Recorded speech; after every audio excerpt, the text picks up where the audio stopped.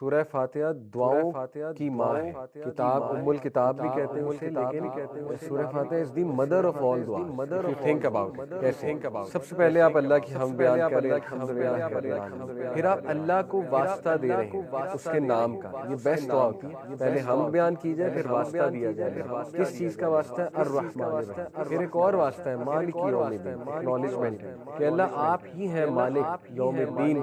پھر کیا ہے؟ ایاک نعبد و ایاک نستعین، عاجزی کہ اللہ ہم آپ ہی کی عبادت کرتے ہیں، آپ ہی سے مدد مانگتے ہیں، اور کہاں جائیں؟ مطلب آپ ہی کا سہارا ہے ہمیں، کیونکہ یہ ہے بیسکلی یہ انکساری اور عاجزی. پھر آپ وہ چیز مانگتے ہیں جو دنیا کی بیسٹ ہے، اہدنا الصراط المستقیم. اب سوچیں جب آپ یہ کہہ رہے ہیں نماز میں اہدنا الصراط المستقیم، تو یہ ساری باتیں لائق ہیں. اے اللہ اتنی فرقہ واریت ہے، اتنی سیکٹس ہیں، اے اللہ اتنے ازمز اور اسکزم ہے، اتنی کنفیوژنز ہیں، اے اللہ اتنی ڈسٹریکشنز ہیں، میں بھٹک نہ جاؤں، میں ڈسٹریکٹ نہ ہو جاؤں، ٹھیک ہے، میں نمازیں نہ چھوڑ دوں، میں دنیا کے پیچھے نہ لگ جاؤں. کتنا کچھ سوچا جا سکتا ہے، سب سوچے لا کر آپ ایک جملہ، اے اللہ سیدھی رستے، اسٹریٹ رستے پر مجھے چلانا. صراط الذین، یہ اس سے بھی آیا، اس سے بھی خوبصورت ہے. صراط الذین انعمت علیہم، ان لوگوں کے رستے جن پر آپ نے اپنا انعام، آپ نے بتا بھی دیا اللہ کو کہ کس رستے انعام کن لوگوں کو. ابراہیم السلام، اسماعیل السلام، نوح علیہ السلام، عیسیٰ علیہ السلام، موسیٰ علیہ السلام، یعقوب علیہ السلام، یوسف علیہ السلام، رسول اللہ صلی اللہ علیہ وسلم، صحابہ. یعنی اتنی جامع دعا آپ مانگ رہے ہیں. آپ سوچیں آپ مانگ کیا رہے ہیں اللہ، جو انعامات ان لوگوں پہ کیے تھے مجھ پر بھی فرما. ان لوگوں پہ کیا کیا انعامات تھے؟ وہ ہدایت یافتہ، ان کی اولاد ہدایت، ان کی زندگیوں میں سکون تھا، ان کی زندگیوں میں ہدایت، ان کی زندگیوں میں صراط مستقیم تھا، کلیرٹی تھی. یہ سب آپ اللہ سے مانگیں. عورتیں سوچا کرے اللہ سے کیا مانگ رہے ہیں؟ صراط الذین انعمت علیہم، حضرت مریم کا راستہ، حضرت آسیہ کا راستہ، حضرت خدیجہ کا راستہ. چھوٹی چیز نہیں مانگ رہے آپ اللہ سے، بہت بڑی چیز مانگ رہے ہیں. بہت بڑی چیز اللہ سے تو ریلیکس ہو جائے، سورہ فاتحہ پڑھ کے ریلیکس ہو جائے کہ آپ نے اللہ سے انعامات مانگے، ان لوگوں کا راستہ مان لیا جن پر اللہ کے انعامات. اور پھر آپ کہتے ہیں غیر المغضوب علیہم ولا الضالین، اے اللہ ان لوگوں کے راستے نہیں جو گمراہ ہوئے یا جن پر آپ کا غضب نازل ہوا. اب غضب والے آپ کو پتہ ہے کہ یہود پہ غضب نازل ہوا، بنی اسرائیل. اور گمراہ جو ہے وہ کرسچن جو ہے، اس میں ایک نقطہ ہے، کرسچنز کی گمراہی کی وجہ اگنورنس اور جوز کی گمراہی کی وجہ ایروگنس. تو آپ اللہ سے ایروگنس اور اگنورنس دونوں کی پناہ مانگیں. بہت جامع بات، ایروگنس سے بھی پناہ مانگ رہے ہیں اللہ، اور اگنورنس سے بھی ہم آپ کی پناہ چاہتے ہیں. تو یہ اتنی جامع دعا ہے سورہ فاتحہ، اس میں سب کچھ آ جاتا ہے، سب کچھ آ جاتا ہے، سب کچھ آ جاتا ہے. اسی لیے اسلاف جب دعا شروع کرتے تھے، کئی اسلاف ہیں جو سورہ فاتحہ سے آگے نہیں جاتے. دو گھنٹے سورہ فاتحہ، دو گھنٹے سورہ فاتحہ پڑھتے ہیں. ایسی مثالیں ملتی ہیں. سورہ فاتحہ پڑھ کے ساری دعائیں ان کی قبول ہوتی ہیں. اتنی جامع ہے سورہ فاتحہ. اسی طرح کئی اسلاف درود ابراہیمی سے آگے نہیں جاتے. ایک صحابی نبی صلی اللہ علیہ وسلم کے پاس آئے، کہا یا رسول اللہ دعا میں کتنا درود پڑھوں؟ ابھی میری دعا میں 1/4 پورشن درود ہو، یعنی اگر میری دعا 5 منٹ تو 5 منٹ کا 1/4 کیا ہوا؟ 1.25 منٹ یا 1 منٹ، تقریباً 1 منٹ درود پڑھتا. 1 منٹ میں بندہ کتنے درود پڑھ لیتا ہے؟ 7-8 پڑھ لیتا ہے. نبی صلی اللہ علیہ وسلم کا بڑھا دو. نیکسٹ ٹائم آیا، کہا یا رسول اللہ اب میرے دعا میں ہاف ٹائم درود ہوتا ہے. نبی صلی اللہ علیہ وسلم کا بڑھا دو. پھر کہا یا رسول اللہ اب 75% درود ہوتا ہے. نبی صلی اللہ علیہ وسلم کا بڑھا دو. پھر آیا تو کہا یا رسول اللہ تو پڑھتا ہے درود دعا میں. اللہ کے نبی نے کہا اگر یہ صحیح ہے تو اللہ تیری تمام دعائیں ویسے ہی قبول کر دے گا. کانٹیکسٹ یہ ہے، تیری مشکلیں دور کر دے گا، تجھے ریلیف دے دے گا ہر مسئلے سے. درود ابراہیمی اور سورہ فاتحہ یہ سیکرٹ کوڈ ہے دعا کا، ٹھیک ہے. اسی لیے میں آپ کو بتا رہا ہوں جن کو پتہ ہے دعا کا صحیح فلسفہ، وہ تو سورہ فاتحہ اور درود ابراہیمی سے آگے نہیں جاتا. ہمارے اسلاف کی بات، کیونکہ دے نیو کہ یہ پڑھ کے سارے کام ویسے ہی ہو جائیں. بہرحال باقی دعائیں کر سکتے، کوئی حرج نہیں ہے، لیکن سورہ فاتحہ از امیزنگ. سورہ فاتحہ جو ہے یہ شفا بھی ہے. سورہ فاتحہ بھی اپنے بیماروں پہ، مریضوں پہ سورہ فاتحہ پڑھو. حدیث ہے نبی صلی اللہ علیہ وسلم، اٹ از امیزنگ سورہ فاتحہ. اس کے بعد یہ حدیث بھی بہت خوبصورت ہے. نبی صلی اللہ علیہ وسلم جو ہے، انس بن مالک کہتے ہیں کہ اللہ کے نبی صلی اللہ علیہ وسلم کے ساتھ میں ایک جرنی پر تھا، اور and he descended from his riding animal as a man among his companions were walking by his side. رسول اس کی طرف مڑے اور کہا کیا نہ میں تمہیں بتاؤں گریٹسٹ آف دا قرآن، سب سے عظیم چیز قرآن. فرمایا الحمدللہ رب العالمین، قرآن کی سب سے گریٹسٹ تو سورہ فاتحہ وی آر گفٹڈ، کسی نبی کو نہیں ملی، کسی نبی کو نہیں ملی. یہ آ رہا ہے حدیث میں آیا نا، ایک اینجل نے آ کے بتایا آپ سے پہلے کسی نبی کو نہیں ملی. یہ آپ کے لیے گفٹ ہے، آپ کی امت کے لیے خاص گفٹ ہے سورہ فاتحہ. ایک اور حدیث اسی طرح کی، اللہ کے نبی صلی اللہ علیہ وسلم نے ان کا ہاتھ پکڑا، صحابی ہیں، shall I not teach you the greatest chapter in the Quran before you leave the mosque؟ اس نے ان کا ہاتھ پکڑا اور کہا did you not say that you would teach me the greatest؟ یہ صحابی نے کہا، کیا صحابی نے کہا تھا بتائیں گے تو بتائیے. تو نبی صلی اللہ علیہ وسلم کا الحمدللہ رب العالمین which are the seven oft repeated verses in the great Quran given to me. تو اس سورہ فاتحہ کے بارے میں اسی طرح یہ حدیث ابی بن کعب رپورٹ کرتے ہیں، نبی صلی اللہ علیہ وسلم نے فرمایا how do you recite in prayer؟ ابی نے کہا I recite the foundation of سورہ الفاتحہ. Prophet said by the one in whose hand is my soul, nothing like it has ever been revealed in the Torah nor in the Gospel nor in the Injil nor the Psalms یعنی کہ زبور nor the Furqan، یہ بھی صحیفے ہیں. Verily they are the seven of repeated verses in the great Quran. اس جیسی نہیں نازل ہوئی، کبھی نہیں نازل ہوئی in terms of فضیلت، in terms of wording، in terms of everything. سورہ فاتحہ گفٹ ہے اللہ سبحانہ وتعالی. اب یہ بحث آتی ہے فقہی اگر پوائنٹ، اگر ہم فقہ کے پرسپیکٹیو سے بات کریں، سورہ فاتحہ امام کے پیچھے پڑھنی چاہیے کہ نہیں پڑھنی چاہیے. اس میں ڈفرینٹ اسکول آف تھاٹس ہیں. امام ابو حنیفہ کے نزدیک، یعنی ان کے اسٹوڈنٹس کے نزدیک بیسیکلی امام ابو یوسف جو حنفی اسکول آف تھاٹ، وہ کہتے ہیں کہ جو ہر نماز جو آپ امام کے پیچھے پڑھیں گے آپ کو ضرورت ہے سورہ فاتحہ، چاہے وہ سری ہے یا جہری ہے، یعنی سائلنٹ اور لاؤڈ نماز. عصر اور ظہر سائلنٹ نمازیں، باقی تین لاؤڈ نمازیں. وہ کہتے ہیں کسی بھی نماز میں آپ نہ پڑھو، امام کی ہی سورہ فاتحہ کی سورہ فاتحہ. یہ حنفی اسکول آف تھاٹ. باقی امام مالک کا جو اسکول آف تھاٹ وہ یہ ہے کہ لاؤڈ نمازوں میں نہ پڑھیں اور سائلنٹ نمازوں میں، کیونکہ یہ امام مالک کا.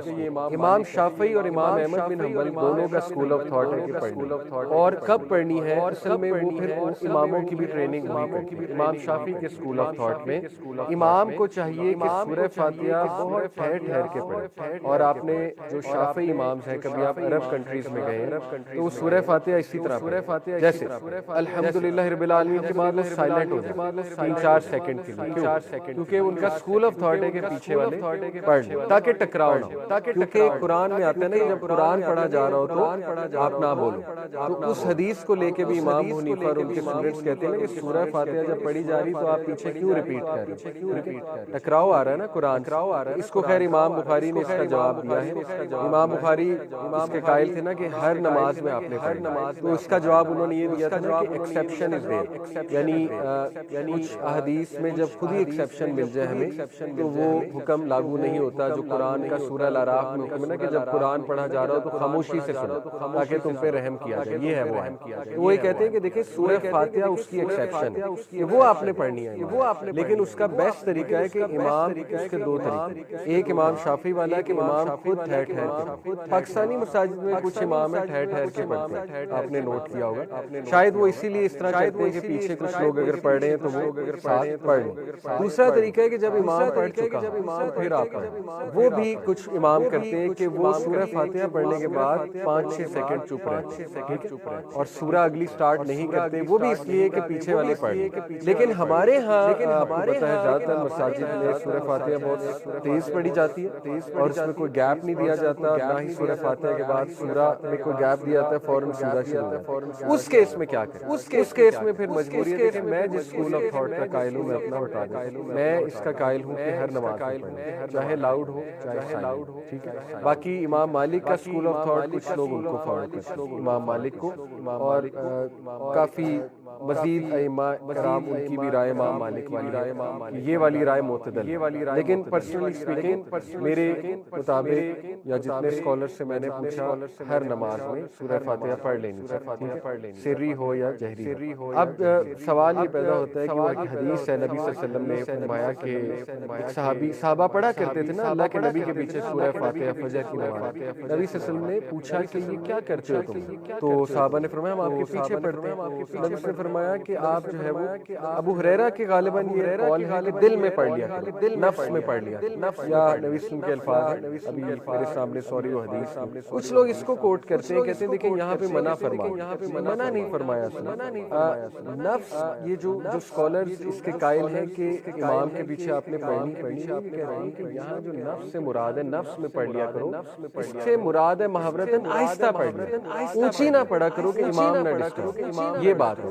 منع جو فرمایا گیا تھا وہ یہ تھا کہ اونچی نہ پڑھو تاکہ امام نہ ڈسٹرب، نفس کے اندر پڑھو سے مراد ہے آہستہ پڑھو، اس سے یہ مراد نہیں ہے کہ دل میں، دل میں پڑھنا ہے تو پھر باقی نماز بھی آپ دل میں پڑھیں، پھر امام کے پیچھے آپ سبحان ربی الاعلیٰ، سبحان ربی الاعلیٰ، یہ بھی بات بنتی ہے، وہ بھی پھر دل میں کہیں، اس طرح پھر آپ اتحیہ بھی نہ پڑھیں، وہ بھی امام کے پیچھے، اور پھر آپ خود سوچیں کہ جماعت میں تو نماز پڑھیں، according to with all due respect امام حنیفہ کا جو اسکول آف تھاٹ ہے، اکارڈنگ ٹو حنفی اسکول آف تھاٹ، اگر آپ ساری عمر باجماعت نماز پڑھیں، مطلب آپ نے فرض نماز میں سورہ فاتحہ کبھی پڑھی، تو ویسے بھی بات عجیب نہیں لگتی کہ اگر آپ فرض نماز پڑھ رہے ہو جو 4 رکعت ہے، اس میں بعد میں بھی نہیں پڑھنی آپ، کیونکہ وہ سائلنٹ ہو گیا، تب بھی نہیں پڑھنی کیونکہ وہ بھی امام کے پیچھے آپ کی بھی ہو رہی، اس کا تو مطلب ہے کہ آپ نے ٹیکنیکلی سورہ فاتحہ کبھی پڑھی ہی نہیں، فرض نماز میں تھی، تو عجیب لگتا ہے اگر جماعت سے پڑھی، اس لیے میرے خیال میں کہ وہ ویو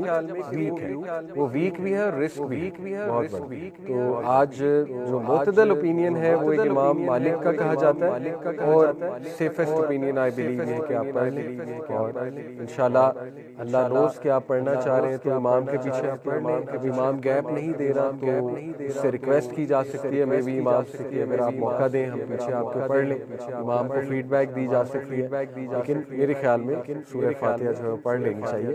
تو یہ ایک فقہی پوائنٹ اس کے بارے میں سورہ فاتحہ کے بارے میں جو ہے ملتا ہے۔ دیکھیں اللہ کہتے ہیں الا یعلم من خلق وهو اللطیف الخبیر، کہ کیا وہ نہیں جانے گا جس نے تمہیں بنایا ہے، obviously وہی جانے گا، سورہ ملک کی آیت ہے۔ تو اللہ ہمارے بارے میں کیا بتاتا ہے، انسان ہے کیا، انسان کی نیچر کیا ہے، اور اس سے میں ریلیٹ کروں گا سیلف ڈیولپمنٹ کو کہ اب ہم اپنے آپ کو ڈیولپ کیسے کر سکتے ہیں۔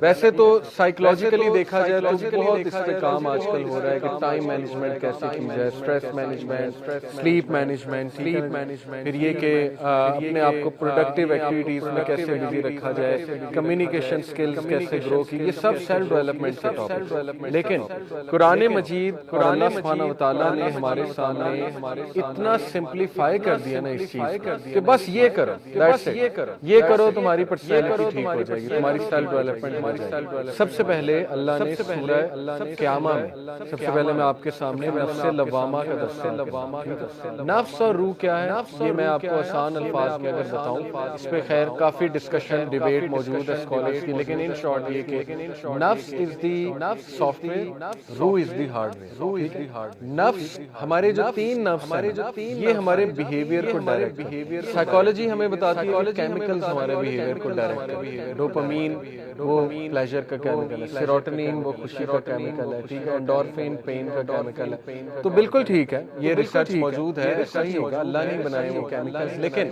ان سے بھی زیادہ جو نفس ہے نا ہمارے 3 نفس، وہ ہمارے حرکات و سکنات و بیہیویئر اور سوچ اور ایکشنز کو ڈائریکٹ کرتے ہیں، ٹھیک ہے۔ پہلا ہے نفس لوامہ، اس کی اللہ نے قسم کھائی سورہ قیامہ، لا اقسم بیوم القیامہ ولا اقسم بالنفس اللوامہ۔ اللہ جب بھی کسی چیز کی قسم کھاتا ہے تو وہ ایک بہت ضروری اور امپورٹنٹ چیز، میں قسم کھاتا ہوں، اس کی ٹرانسلیشن ہے میں قسم کھاتا ہوں روز قیامت، قیامت والے دن کی، یوم القیامہ، ولا اقسم، اور میں قسم کھاتا ہوں بالنفس اللوامہ، نفس لوامہ کی، نفس لوامہ کی ٹرانسلیشن ہے ملامت کرنے والا، ٹھیک ہے، ملامت، جسے اردو میں ہم کہتے ہیں ضمیر، یہ آپ کا پہلا نفس، اور یہ آپ سب کے اندر موجود ہے، یہ اللہ کا گفٹ ہے ہمیں، اور اس کو اللہ سبحانہ وتعالیٰ نے سورہ شمس میں بتایا، فَأَلْهَمَهَا فُجُورَهَا وَتَقْوَاهَا، کہ انسان کو ہم نے بنایا اور پھر اسے نیکی اور برائی کی پہچان دی۔ یہ بہانہ کوئی نہیں کر سکتا کہ مجھے تو پتہ ہی نہیں تھا یہ نیک کام ہے، یا مجھے تو پتہ ہی نہیں تھا یہ برائی ہے۔ جنگل میں رہنے والے جن تک آج تک کچھ نہیں پہنچا، انہیں بھی پتہ ہے نیکی کیا اور برائی کیا، انہیں بھی خدا کا تصور ہے، کیونکہ وہ اللہ نے آپ کے اندر سافٹ ویئر ڈال دیا، ٹھیک ہے۔ اب مسئلہ یہ ہوتا ہے جب یہ سافٹ ویئر پہ وائرس آئے، جب یہ مسخ ہو جائے، نفس اللوامہ، کیونکہ دیر از اے ریزن کہ جو ڈرگز بیچتے ہیں ہیں ہماری یونیورسٹی اسٹوڈنٹس کو، تو ان کا تو ضمیر مارا ہوا ہے، تبھی بیچتے ہیں، انہیں نہیں پتا زندگیاں برباد ہو جائیں گی، تباہ ہو جائیں گے سارے. پورن انڈسٹری والے ضمیر مرا ٹھیک ہے، وہ انہیں کیا ہے جو مرضی کرے، لوگوں کی زندگیاں تباہ ہوں، انہیں کیا، انہیں تو پیسہ مل رہا ہے، ٹھیک ہے، بلین آف ڈالر. تو یہ جب مست ہو جائے تو انسان درندہ نفس لوامہ، ٹھیک ہے، یہ فطرت ہے، یہ ہمارے اندر سے آواز اٹھتی نہیں یہ کام نہیں، یہ کام نہ کرو. تو ہمارا پہلا ایریا آف انٹرسٹ ہونا چاہیے کہ ہم نے اس کو گرو کیسے کرنا ہے، اس نفس کو ہم نے گرو کرنا. اس کو جتنا آپ گرو کریں گے، یقین کریں یہ نفس آپ کو چیک میں رکھے. یہ وہ نفس ہے جو فجر پہ آپ کو اٹھا دے. اگر یہ بلڈ ہوا، بہت اچھا بلڈ ہوا، لیکن اگر یہ ویک ہے تو پھر اس کی ورکنگ سلو، اس کا سافٹ ویئر اگر ویک ہے. یہ وہ نفس ہے جو آپ کو حق بولنے پہ مجبور کر دے گا، جو آپ سے بڑے بڑے جو ہے نا کام کرا لے گا. انبیاء کا یہ نفس بہت اوپر ہے، صحابہ کا یہ نفس بہت اوپر ہے، نفس لوامہ، ٹھیک ہے. تو اس کو گرو کیسے کرنا ہے، پریکٹیکلی ہم بیٹھ کے نہ سوچتے بھی ہیں، اور آپ لوگ بلکہ میں چاہوں گا جیسے میں نے بھی موبائل نکالا ہوا ہے، اس طرح موبائل پہ نوٹس ہم لیں گے ابھی انشاءاللہ. دیکھیں نفس لوامہ گرو ہوتا ہے سب سے پہلے ایسا لٹریچر پڑھنا جس میں ملامت ہو، اور دنیا میں ملامت والا سب سے بہترین لٹریچر کیا ہے؟ قرآن سے بڑی کتاب ملامت. تو آپ ابھی بیٹھے بیٹھے پلان بنائیں کہ میں نے ڈیلی کتنی آیات پڑھنی. اگر آپ کو ملامت والی سورت مجھ سے پوچھنی ہے تو وہ 30واں پارہ فل آف ملامت ہے، ٹھیک ہے.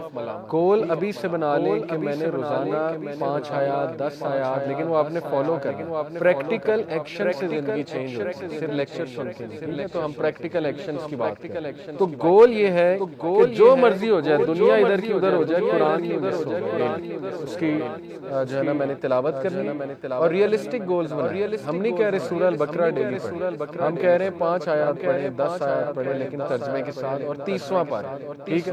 یہ ہے پہلا ٹاسک کرنے کا، قرآن کے ساتھ جڑیں. نفس لوامہ گرو جب وہ ہیوی پاورفل ہو جائے گا وہ نفس، آپ دیکھیں آپ کیا کیا کرتے ہیں انشاءاللہ.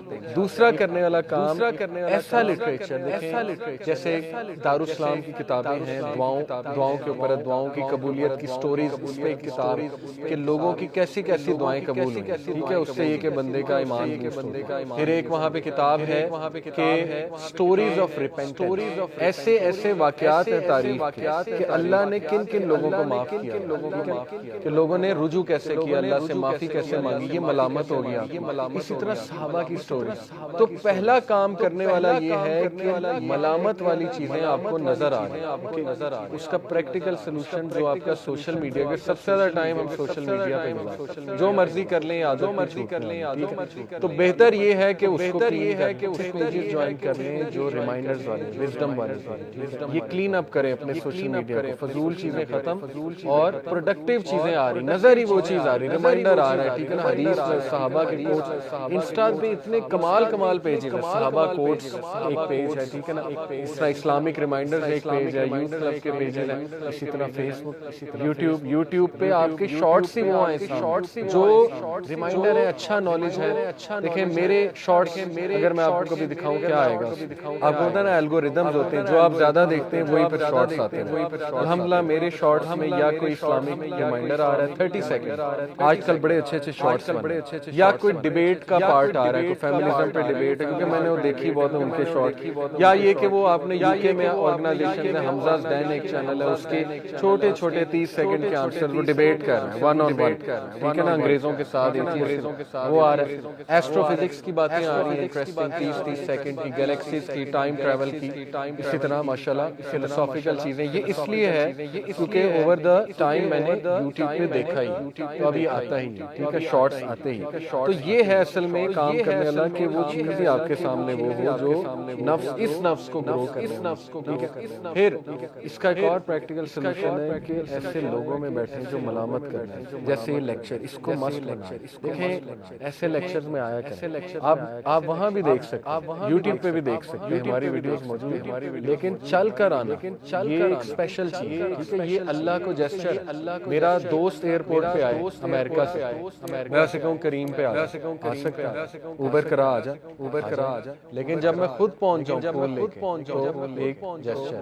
تو یہ اللہ کو جسچر ہے، ٹھیک ہے، کہ میں آ گیا ہوں، چل کر آیا ہوں، محنت کر کے آیا ہوں، اور ایسی محفلوں میں برکت ہو، چاہے کچھ سمجھ آئے نہ آئے، چاہے بورنگ ہو، چاہے سلو ہو، چاہے کچھ بھی ہو، چاہے ہر چیز آپ کے مزاج کے مطابق نہیں ہو، لیکن ایسی محفل میں صرف آنے سے یہ نفس بوسٹ ہوتا ہے، یہ اس کی خوراک، ایسی محفلیں نفس لوامہ اور مسجد کے ساتھ نفس لوامہ بہت گرو کرتا ہے مسجد کے ساتھ، اور نبی صلی اللہ علیہ وسلم نے تو باقاعدہ انکریج کیا کہ بیٹھو ذکر کرو، انرجی لو اس جگہ، مسجد کی انرجی لو، بیٹھ جائے کریں وہاں پہ 5 منٹ بیٹھ جائے کریں، 10 منٹ نماز کے بعد انرجی لیں، ذکر کریں، ٹھیک ہے نا، قرآن پڑھ لیا کریں۔ تو یہ ریئلسٹک گولز آپ کو بنانے پڑیں گے اس نفس کو جو ہے وہ گرو کرنا۔ ایسے لوگوں میں بیٹھیں، ایسی گیدرنگز میں جائیں جہاں نفس لوامہ جو ہے وہ گرو ہو رہا ہے۔ دوسرا جو نفس ہے وہ ہے نفس مطمئنہ، اور اس کا تذکرہ سورہ فجر میں ہے، یا ایتھا النفس المطمئنہ ارجعی الی ربک راضیۃ مرضیہ فادخلی فی عبادی جنتی۔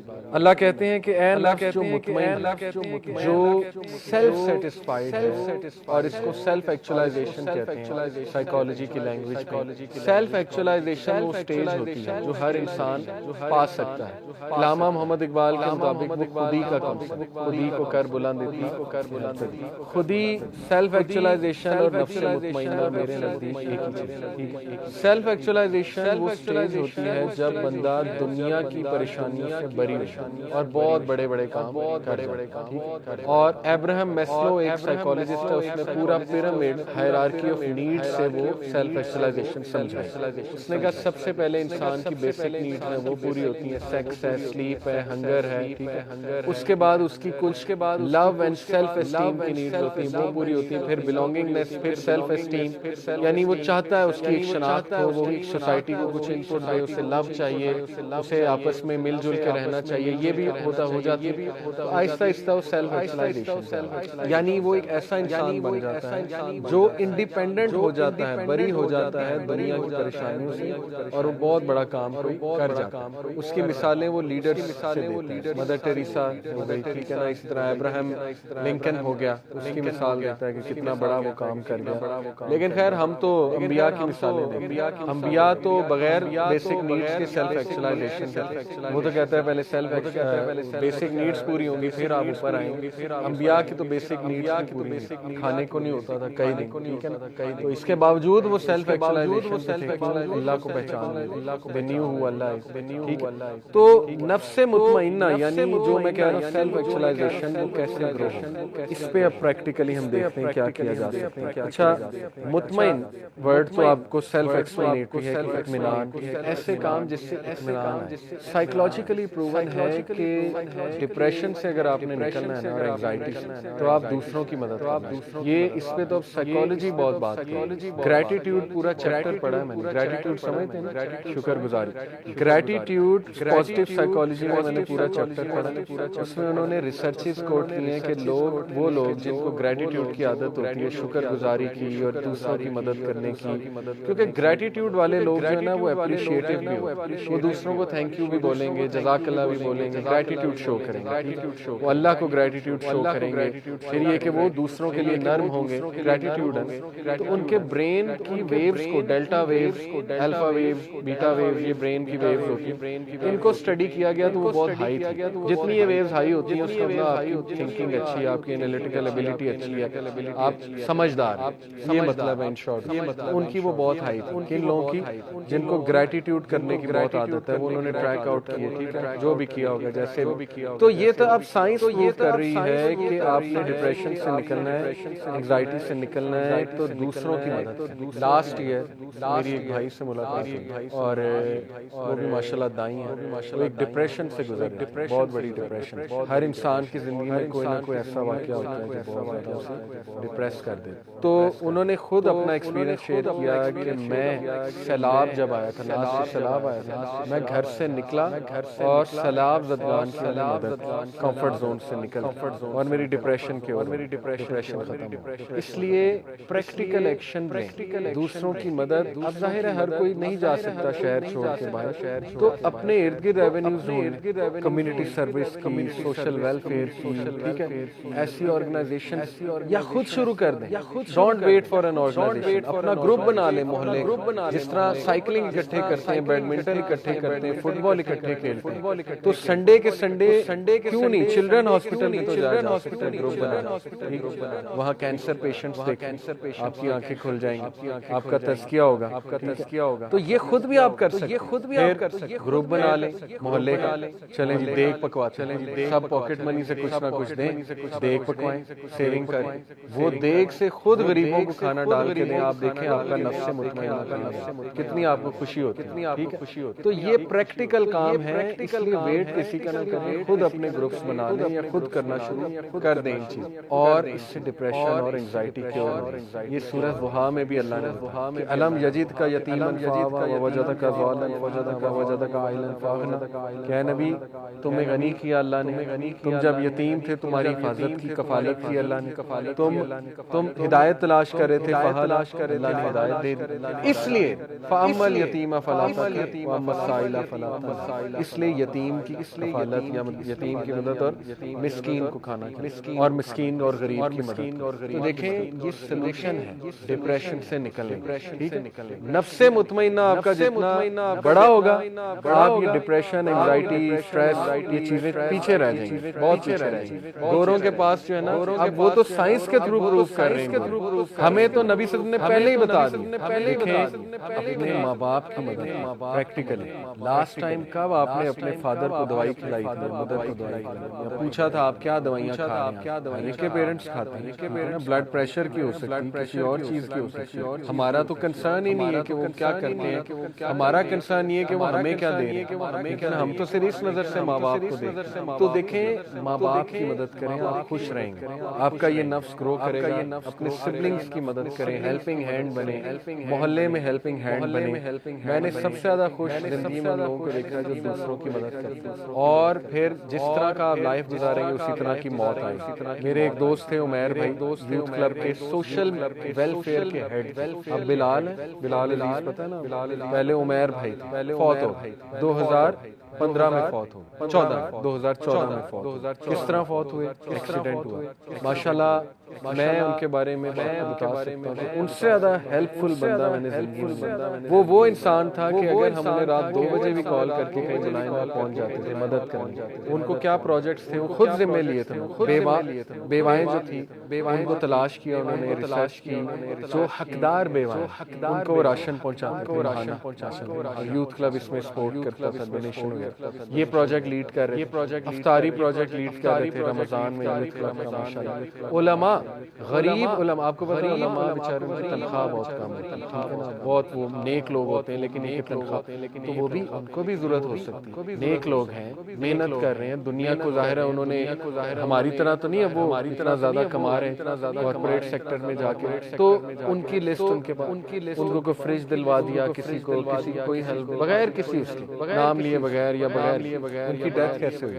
ان کی وائف بتاتی ہے فجر کے ٹائم قرآن پڑھ کے نکلے، روزے کی حالت، رمضان میں فوت، فجر کے ٹائم روزہ رکھ کے قرآن پڑھ کے گھر سے نکلے، جیب میں پیسے تھے 60,000 جو بیواؤں تک پہنچانے، ٹھیک ہے، انہیں پیسے دینے تھے کہ راشن خریدنے، اور اس حالت میں ان کو موت ہوئی، اس حالت میں ان کا ایکسیڈنٹ ہو جاتا ہے اور آن سپاٹ ان کی ڈیتھ ہوتی ہے۔ ہمیں 7-1 بجے پتہ لگتا ہے، صبح 7 کہ ان کی آن سپاٹ ڈیتھ ہوئی۔ اور جب میں ان کے جنازے پہ جاتا ہوں تو میں نے آج تک کسی بندے کا جنازہ ایسا نہیں دیکھا، لوگ باقاعدہ مقابلہ بازی کر رہے تھے، لڑ رہے تھے آپس میں، کندھا میں نے، اتنے علماء میں نے وہاں دیکھے، پتہ نہیں کون کہاں سے آیا ہوا تھا، کوئی کہہ رہا تھا انہوں نے میری یہ مدد کی، کوئی کہتا ہے انہوں نے میری یہ مدد کی، کوئی کہتا ہے نئے لوگ، ہمیں پتہ نہیں، سب کہہ رہے تھے انہوں نے تو میری یہ مدد کی تھی فلانے ٹائم پہ، انہوں نے تو میری یہ مدد کی تھی۔ آپ سوچیں کہ یہ دنیا میں اللہ نے بشارت دے دی اس انسان کے بارے میں کہ یہ بندہ پار ہے، اس کو میں نے جنت میں ہی جانا ہے انشاءاللہ جانا، ہم دعا بھی کرتے ہیں، لیکن یہ خوشخبری ہوتی ہے، نبی صلی اللہ علیہ وسلم کی حدیث سے ثابت کہ لوگوں کی محبت جنازے کے ٹائم پہ وہ ایک بشارت ہے۔ تو ماشاءاللہ ایک عالم دین نے پڑھایا اور بڑا روئے، اور جنازے 2 طرح کے ہوتے ہیں، نماز جنازے ایک سائلنٹ اور ایک میں دعا اونچی کی جاتی ہے، تو وہ انہوں نے پڑھایا، اونچی دعا کی انہوں نے، اور اتنی لمبی دعا انہوں نے کی اور دل سے کی، کیونکہ ان کی بھی وہ بہت مدد کرتے تھے، اسکالر کی بہت نیک آدمی، اور بڑا روئے وہ، بڑا ماشاءاللہ، یہ کہ پیچھے لوگ بہت رو رہے ہیں، ایسے لوگ جو ان سے صرف ایک بار ملاقات کی ہے وہ جنازے پہ آئے ٹائم نکال کے، اور وہ جولائی تھا، روزے جولائی کے، یاد ہے آپ کو 2014 میں جولائی کے روزے، جولائی کے مہینے میں روزے کی حالت میں جنازے پہ آ جانا دوپہر کے ٹائم، کیونکہ ہم نے فوراً دفنانا تھا، تو شام تک مغرب سے پہلے انہیں دفنانا تھا۔ ہماری کوشش تھی روزے کی حالت میں تاکہ انشاءاللہ وہاں جا کے افطار کریں۔ پھر دیکھیں اللہ نے ان کو دوست ایسے دیے، میں نے تو کچھ خاص نہیں کیا، لیکن ماشاءاللہ یہ کہ میرے ساتھ بہت کلوز، لیکن وائسی بردرز، یہ ربیع اللہ، یہ رشان خالد بھائی، ہم سب ان کے ساتھ اٹیچ، ایسے آگے بڑھ کے ان کے لیے مطلب کچھ نہ کچھ صدقہ خیرات، یا ان کا کوئی کسی نے قرض لیا ہوا ہے، وہ کسی سے پوچھا جی کتنا لیا انہوں نے، میں دیتا ہوں، بس ان کو نہ پکڑیے گا نہ قیامت والے۔ پھر ان کی قبر کا انتظام اتنا زبردست سنت کے مطابق، پھر جو ہے نا وہ لوگوں کو انفارم کرنا، یعنی دیکھیں جو بندہ مخلص ہے نا دوسروں کی مدد، اللہ تعالیٰ اس کے مرنے کے بعد لوگوں کی بھی مدد اس سے کرا۔ تو یہ جیتا جاگتا میں آپ کو ثبوت دے اپنی آنکھوں سے دیکھا ہوا کہ جس بندے نے لوگوں کی مدد کی، آپ یقین کریں کہ وہ بندہ اس کو ایک تو موت بھی بڑی اچھی آئی، اور اللہ سبحانہ وتعالیٰ لوگوں کی محبت، لوگوں کے دل میں اس کی محبت ڈالتی۔ ابھی تک دیکھیں ہم ان کو یاد کرتے ہیں، سیلیبریٹیز کو کون یاد کرتا ہے؟ مر گئے نیا آ گیا، مر گئی نئی آ گئی،